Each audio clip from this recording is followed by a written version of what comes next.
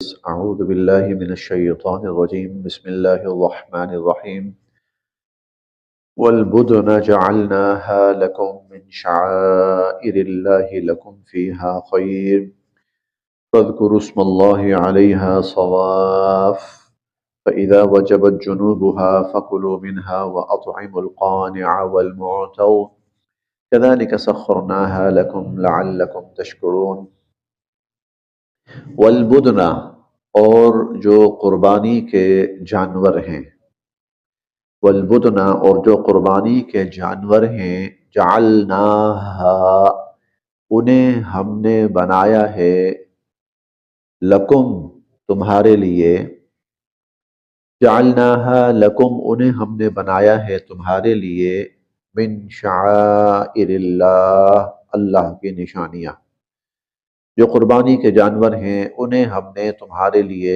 اللہ کی نشانیاں بنایا ہے، لکم تمہارے لیے، فیہا ان میں، خیر بڑی بھلائی ہے، تمہارے لیے ان میں بہت خیر ہے، تمہارے لیے ان میں بہت بھلائی ہے۔ والبدن جعلناها لکم، یہ جو بدن ہے، بدنہ جو ہے تو اصلاً تو قربانی کے لیے جو اونٹ ذبح کیا جاتا ہے، اصلاً یہ لفظ اس کے لیے استعمال ہوتا ہے، اور اس کے علاوہ اس کے ساتھ ساتھ پھر عام جو قربانی کے جانور ہیں ان کے لیے بھی یہ لفظ استعمال ہونے لگا، لیکن اصلاً جو بدنہ ہے اس کی جمع بدن آتی ہے، یہ اونٹوں کے لیے استعمال ہوتا ہے، وہ اونٹ جن کو ذبح کیا جاتا ہے، جن کی قربانی کی جاتی ہے۔ عمومی طور پر پھر حضور علیہ الصلوۃ والسلام نے بقیہ جانوروں کے بارے میں بھی فرمایا، خاص طور پر وہ جانور کہ جن کے اندر ایک سے زائد لوگ شامل ہو سکتے ہیں، جو بڑے جانور ہوتے ہیں۔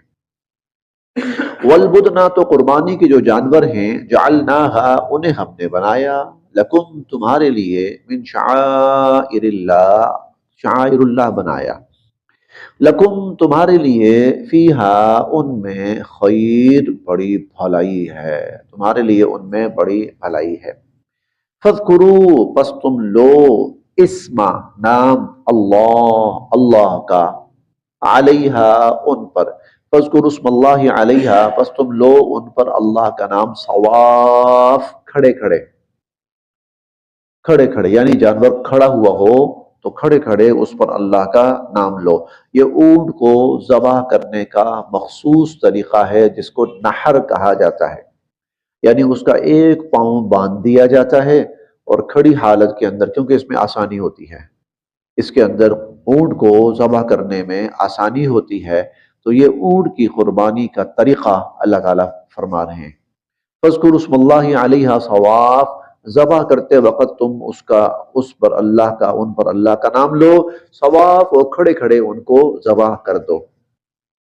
فَإِذَا پھر جب، وجبت جنوبها، جنوب جنب کی جمع ہے، سائیڈ پہلو کو کہتے ہیں، اور وجبت کا مطلب ہے گر پڑنا زمین کے اوپر، پھر جب ان کے پہلو زمین پر گر چکے ہوں اور وہ زمین پر ٹک چکے ہوں، یعنی تم نے ان کو اچھی طرح ذبح کر لیا ہے، فَكُلُوا تو اب تم کھا سکتے ہو، کھاؤ، منہا اس میں سے، تو کھاؤ، جائز ہے تمہارے لیے، وَأَطْعِمُوا اور کھلاؤ، خود بھی کھاؤ اور کھلاؤ، القانع قناعت والے کو، قانع قناعت والا، قناعت والا یعنی وہ شخص جو ضرورت مند تو شاید ہو لیکن وہ مانگتا نہیں ہے، سوال نہیں کرتا، اور والمعتر، معتر سوال کرنے والا، تو سوال بے سوالی اور سوال کرنے والا، سوالی بے سوالی اور سوالی دونوں کو کھلاؤ اس میں سے۔ کذالک یہ تذکرہ چل رہا ہے حج کا اور حج کے متعلقات کا، پھر اسی کے ضمن کے اندر قربانی کا تذکرہ چل رہا ہے۔ اللہ کے نام پر جب کوئی بھی جانور ذبح کیا جاتا ہے، اور اگلی آیت اس کو اور واضح کر رہی ہے، اللہ کے نام پر جب بھی کوئی جانور ذبح کیا جاتا ہے تو بس ایک دفعہ اس کا خون کا بہہ جانا اور اس کا ذبح ہو جانا، یہ ضروری ہوتا ہے، اس کے بعد وہ انسانوں کے لیے، اللہ نے اس میں سے کچھ نہیں لینا۔ یہ رد تھا ان مشرکین کا جو کہتے تھے کہ جن جانوروں کو اپنے بتوں کے نام پر چھوڑ دیا ہے اب اس کی کوئی چیز آپ استعمال نہیں کر سکتے، آپ اس پہ سواری نہیں کر سکتے، آپ اس کا دودھ نہیں پی سکتے، آپ اس سے کوئی سواری بار برداری کا کام نہیں لے سکتے، اب ذبح کرنا پڑ جاتا ہے تو اس کا گوشت نہیں کھا سکتے، وہ کہتے تھے۔ اللہ تعالیٰ نے اس کا رد فرمایا ہے کہ جب یہ چیز انسان کے لیے اللہ نے پیدا کی ہے تو پھر انسان کیوں نہ کھائے، لہذا بار بار کہا۔ کل ہم نے پڑھا تھا لکم فیہا منافع الی اجل مسمى، جب تک تم ذبح نہیں کرتے اس وقت تک ان سے تم فائدہ اٹھا سکتے ہو، اس وقت تک فائدہ اٹھا سکتے ہو۔ یہاں پر بھی اللہ فرما رہے ہیں فَكُلُوا مِنْهَا، کھاؤ بھائی، وَأَطْعِمُوا الْقَانِعَ وَالْمُعْتَرَ، جو تم سے مانگ رہا ہے اس کو بھی کھلاؤ اور جو نہیں مانگ رہا اس کو بھی دو اس میں سے۔ كَذَلِكَ، اس طرح سَخَّرْنَاهَا، ہم نے ان جانوروں کو تابع کر دیا، لکم تمہارے، مسخر کر دیا، تابع کر دیا، لکم تمہارے، لعلکم تاکہ تم تشکرون، اللہ کا احسان مانو اور اس کا شکر بجا لاؤ۔ لن ینالا، ہرگز نہیں پہنچتے، اللہ کو، لحومها، ان کے گوشت، اللہ کو ان کے گوشت نہیں پہنچتے، یا اللہ نے ان کے گوشت نہیں لینے، ولا دماؤها، اور نہ ہی اللہ کو ان کے خون پہنچتے ہیں، یا اللہ نے ان کے خون لینے، نہ اللہ نے ان جانوروں کا خون لینا ہے نہ ان کا گوشت لینا ہے۔ یہ وہ رد ہے اس چیز کا کہ وہ کہتے تھے ان کا خون، ان کا گوشت، ان کی ہر چیز ناجائز اور حرام ہے، یہ ہمارے بتوں کے نام پر وقف ہے۔ اللہ تعالیٰ فرماتے ہیں اللہ کو نہ گوشت کی ضرورت ہے نہ اللہ کو خون کی ضرورت ہے، ولیکن، اور لیکن، ینالہ، اللہ کو پہنچتا ہے، التقوی، تقوی، منکم، تمہارا، اور لیکن اللہ کو تمہارا تقوی پہنچتا ہے۔ اب تقوی کیا ہے؟ جانوروں کی قربانی کے اندر تقوی کیا ہے؟ اور وہ خالصتاً اللہ رب العزت کی رضا کے لیے اور اللہ کے نام کے ساتھ ان کو قربان کیا جائے اور ان کو ذبح کیا جائے۔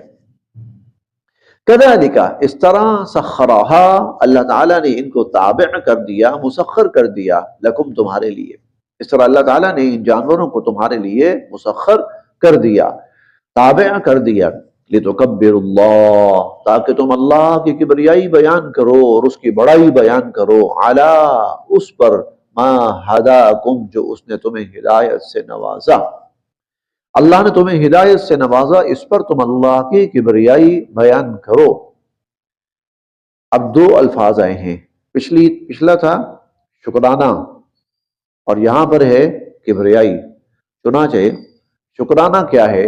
نماز عید الاضحیٰ، شکرانہ کیا ہے؟ نماز عید الاضحیٰ، یہ شکرانہ ہے۔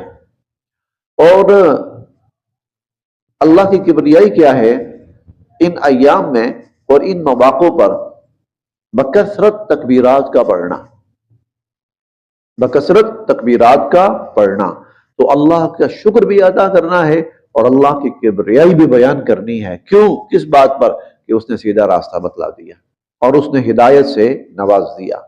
وبشر، اور اے نبی علیہ الصلوۃ والسلام آپ خوشخبری سنائیے، المحسنین، نیکوکاروں کو خوشخبری سنائیے۔ اب نیکوکار کون تھے؟ جنہوں نے حج کیے۔ نیکوکار کون تھے؟ جنہوں نے قربانیاں کی۔ نیکوکار کون تھے؟ جنہوں نے اللہ کی کبریائی بیان کی۔ نیکوکار کون تھے؟ جنہوں نے اللہ کا شکر ادا کیا۔ یہ سب نیکوکار ہیں۔ تو اے نبی علیہ الصلوۃ والسلام آپ بشارت سنائیں۔ چنانچہ حضور صلی اللہ علیہ وسلم نے پھر ان تمام اعمال کے اوپر بشارت سنائی، قربانی کے اوپر بشارت سنائی کہ اللہ پاک اس کے ایک ایک بال کے بدلے ایک ایک نیکی عطا فرماتے ہیں، اور خون گرنے سے پہلے وہ اللہ کے ہاں قبولیت کا درجہ پا لیتا ہے۔ اور جو تکبیرات پڑھی جاتی ہیں اس کی بشارت سنائی، اور وہ یہ کہ جب کوئی بندہ مومن بشارت یہ تکبیرات پڑھتا ہے تو جہاں جہاں سے گزرتا ہے وہ انسان ہیں، وہ درخت ہیں، وہ پتھر ہیں، وہ دیواریں ہیں، وہ زمین ہے، حتیٰ کہ وہ فرشتے ہیں، حتیٰ کہ وہ جنات ہیں، یہ سب سنتے ہیں اور یہ قیامت والے دن اس پڑھنے والے کے حق میں اللہ کی بارگاہ میں گواہی دے گی۔ تو وبشر المحسنین، آپ خوشخبری سنائیے۔ چنانچہ نبی صلی اللہ علیہ وسلم نے پھر اس کی جو فضیلت ارشاد فرمائی وہ اسی آیت اور اللہ کے حکم کی روشنی میں۔ ان اللہ، بے شک اللہ تعالیٰ، اب یہاں سے اگلا ایک مضمون شروع ہو رہا ہے۔ ایک اہم مضمون بیان ہو چکا، بلکہ دو اہم مضامین بیان ہو چکے۔ ایک تو اللہ رب العزت کی وحدانیت، اس کا تذکرہ شروع سے چلا، اور پھر اس کے بعد اسی وحدانیت کا ایک حصہ اللہ کی عبادت، حج، قربانی، ان صورتوں میں بیان ہوا۔ اب اس کے بعد یہاں سے تیسرا بڑا مضمون شروع ہو رہا ہے، اور وہ مضمون یہ ہے کہ ابتدائی اسلام میں مسلمانوں کو کفار کے ساتھ بھیڑنے سے، لڑنے سے اور بدلہ لینے سے منع کیا گیا۔ کفار ظلم کرتے تھے تو مسلمانوں کا دل کرتا تھا ہم بھی جواب دیں، کہ نہیں، کفو ایدیکم، ابھی اپنے ہاتھ روک کے رکھو، ابھی نہیں، ابھی وقت نہیں آیا، جب وقت آئے گا تو تمہیں اجازت دے دی جائے گی۔ تو پھر جب مسلمان ہجرت کر کے مکہ سے مدینہ آ گئے، اور پھر اللہ تعالیٰ کی طرف سے جہاں اور احکامات آئے اور مسلمان ایک منظم شکل اختیار کر گئے، تو اب اللہ تعالیٰ کی طرف سے وہ جو پابندی تھی وہ ہٹا لی گئی، اور اب اللہ تعالیٰ مسلمانوں کو حکم دے رہے ہیں، اجازت دے رہے ہیں کہ اب دشمن اگر تمہارے ساتھ لڑے تو چلو اب جواب دو، اب کرو مقابلہ، اور بے فکر ہو کے کرو کہ اللہ رب العزت تمہاری مدد فرمائیں گے اور تمہیں اللہ تعالیٰ ان پر غالب فرمائیں گے۔ دیکھیے، ان اللہ، بے شک اللہ تعالیٰ، یدافع، مدافعت فرمائیں گے، عن الذین، ان لوگوں کی طرف سے، آمنو، جو ایمان لائے۔ اللہ تعالیٰ ایمان والوں کا دفاع کریں گے۔ چلیں آسان کر لیتے ہیں، اللہ پاک ایمان والوں کا دفاع فرمائیں گے، یعنی دشمن کو ایمان والوں کے اوپر غالب نہیں آنے دیں گے، اور دشمن کے مقابلے پر ایمان والوں کی مدد فرمائیں گے۔ ان اللہ، بے شک اللہ تعالیٰ، لا یحب، نہیں پسند فرماتے، کل خوان، یہ ہر بددیانت کو، اور کفور، اور اللہ کی نعمتوں کا انکار کرنے والے کو۔ اللہ تعالیٰ کسی ناشکرے کو اور بددیانت کو اللہ پسند نہیں فرماتے۔ اذن، اجازت دے دی گئی، للذین، ان لوگوں کو، یقاتلون، جن سے جنگ کی گئی تھی، جن سے جنگ کی گئی تھی، اور ان کو اجازت دے دی گئی ہے۔ کیوں؟ بِأَنَّهُمْ ظُلِمُوا، کیونکہ ان پر ظلم کیا گیا، ایمان والے ہیں، ان پر ظلم کیا گیا، لہذا اب ان کو اجازت دی جاتی ہے۔ وَإِنَّ اللَّهَ، اور بے شک اللہ تعالیٰ، عَلَى نَصْرِهِمْ، ان کی مدد کرنے پر، لقدیر، پوری طرح قادر ہیں۔ وَإِنَّ اللَّهَ عَلَى نَصْرِهِمْ لَقَدِيرٌ، اللہ تعالیٰ ان لوگوں کی مدد کرنے پر پوری طرح قادر ہیں اور مدد کریں گے۔ اگلی آیت میں آ رہا ہے، کریں گے اللہ تعالیٰ۔ الذین، یہ وہ لوگ ہیں، اخرجوا، یہ مظلوم وہ ہیں، اخرجوا، جو نکالے گئے، من دیارہم، اپنے گھروں سے، بغیر حق، کوئی قصور نہیں تھا ان کا، نا حق اور بے قصور یہ اپنے گھروں سے نکالے گئے، الا، صرف و صرف، قصور اگر تھا تو صرف و صرف، ان یقولوا، یہ کہتے تھے، ربنا اللہ، ہمارا رب اللہ ہے۔ یہ اللہ کو اپنا رب مانتے تھے اور اللہ کو وحدہ لا شریک مانتے تھے، لا الہ الا اللہ کا اقرار کرتے تھے، اسی بنا پر ان پر ظلم کیا گیا، ان کو اپنے گھروں سے نکالا گیا۔ ولو، اور اگر، لا، نہ، ولولا، اور اگر نہ، دفع اللہ، اللہ دور کرتے، اللہ ہٹاتے، الناس، لوگوں کو، بعضهم ببعض، ایک دوسرے سے، اگر اللہ لوگوں کو ایک دوسرے کے ذریعے دور نہ کرتے، نہ ہٹاتے۔ اب یہ جو جہاد کی اجازت دی گئی ہے اور قتال کی اجازت دی گئی ہے اور بدلہ لینے کی اجازت دی گئی ہے، تو یہ صرف پہلی دفعہ تمہیں نہیں دی گئی، اس سے پہلے بھی دی گئی، جو پہلے تھے ان کو بھی دی گئی۔ کیوں دی گئی؟ کیوں کہا گیا کہ تم دشمن کا مقابلہ کرو؟ اب اللہ تعالیٰ اس کی ایک بہت بڑی وجہ بیان فرما رہے ہیں۔ وَلَوْلَا دَفْعُ اللَّهِ النَّاسَ بَعْضَهُمْ بِبَعْضٍ، اور اگر اللہ لوگوں کو ایک دوسرے کے ذریعے نہ ہٹاتے، نہ دور کرتے، تو کیا ہوتا؟ لَهُدِّمَتْ، تو گرا دیے جاتے، منہدم کر دیے جاتے، تباہ و برباد کر دیے جاتے، صوامع، خانقاہیں، صوامع صومعہ کی جمع ہے، اور صومعہ کہتے ہیں جو عیسائی مذہب کے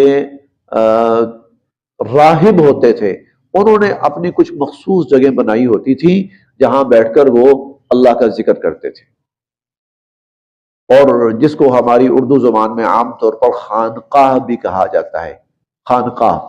تو اگر اللہ تعالیٰ لوگوں کو ایک دوسرے سے نہ دور کرتے تو لہدمت، گرا دیے جاتی، صوامع خانقاہیں، وبیع، اور بیع کہتے ہیں گرجا گھر کو جو عیسائی مذہب کی عام عبادت گاہ ہوتی ہے، وصلوات، اور صلوات یہ یہودی مذہب کی جو عبادت گاہیں ہیں ان کو صلوات کہا جاتا ہے، وہ مساجد، اور گرا دی جاتی مساجد، یذکرو کہ لیا جاتا تھا، فیہا ان میں، اسم اللہ اللہ کا نام، کثیرا کثرت سے۔ اگر اللہ تعالیٰ ایمان والوں کو دشمن کا مقابلہ کرنے، دشمن سے جہاد کرنے کی اجازت نہ دیتے تو جو کافر ہے وہ اللہ کی کوئی عبادت گاہ زمین پر آباد نہ رہنے دیتا، وہ ہر عبادت گاہ گرا دیتا تاکہ کوئی اللہ کا نام لینے والا دنیا میں نہ رہے۔ وَلَيَنْصُرَنَّ، اور ضرور بے ضرور مدد فرمائیں گے اللہ مَن يَنْصُرُهُ، اس کی جو اللہ کی مدد کرے گا، جو اللہ کی مدد کرے گا اللہ اس کی ضرور مدد فرمائیں گے، اور اللہ کی مدد اللہ کے دین کی مدد۔ ان اللہ، بے شک اللہ تعالی، لقوی، بڑے طاقتور ہیں، عزیز، غالب ہیں۔ اللہ تعالیٰ بڑے طاقتور ہیں اور بہت غالب ہیں۔ الذین، اور اللہ تعالیٰ کن کی مدد فرمائیں گے؟ اللہ تعالیٰ کن کی مدد فرمائیں گے؟ جو اللہ کی مدد کرے۔ اللہ کی مدد سے کیا مراد ہے؟ وہ آگے آ رہا ہے۔ الذین، وہ لوگ، ان مکناہم، اگر ہم ان کو اقتدار عطا کریں، فی الارض، زمین میں، اگر اللہ تعالیٰ ان کو زمین میں قوت، طاقت، غلبہ، اقتدار عطا کریں تو وہ کیا کریں گے؟ اقاموا الصلاۃ، وہ نماز قائم کریں گے، وآتوا الزکاۃ، اور زکوٰۃ ادا کریں گے، وامروا بالمعروف، امر بالمعروف کریں گے، ونہوا عن المنکر، اور نہی عن المنکر کریں گے۔ ہاں، یہ وہ لوگ ہیں جو اللہ کی مدد کرنے والے ہیں، اور جب یہ اللہ کی مدد کرنے والے ہیں اللہ ان کی مدد کریں گے۔ ان مکناہم فی الارض، اگر ہم ان کو زمین کے اندر اقتدار عطا کریں تو اس آیت نے ایک بات سمجھا دی، اگر اللہ کی مدد حاصل کرنی ہے تو پھر اللہ کی مدد کے راستے یہ ہیں، یہ وہ طریقے ہیں جن سے اللہ کی مدد ایمان والوں کے شامل حال ہوتی ہے۔ نمبر ایک، دشمن کا زور توڑنے کے لیے اور کفر کی بالادستی ختم کرنے کے لیے جہاد اور قتال کرنا، نمبر ایک یہ ہے۔ اور نمبر دو یہ ہے کہ جب زمین کے اندر کہیں پر بھی جب موقع مل جائے تو نماز کا قیام اور زکوٰۃ کا قیام اور امر بالمعروف اور نہی عن المنکر، جو لوگ یہ کام کریں گے اللہ ان کی مدد فرمائیں گے۔ وَلِلَّهِ عَاقِبَةُ الْأُمُورِ، اور تمام کاموں کا جو انجام ہے وہ تو اللہ ہی کے لیے ہے، اللہ ہی کے ہاتھ میں ہے۔ انجام سے مراد کہ بالآخر کس کو اللہ نے غالب کرنا ہے، کس کو اللہ نے کامیابی دینی ہے، کس کو اللہ نے فتح دینی ہے، یہ اللہ ہی کا اختیار ہے، یہ اللہ ہی کی قدرت ہے اور یہ اللہ ہی کی طاقت ہے۔ بس آج یہاں تک۔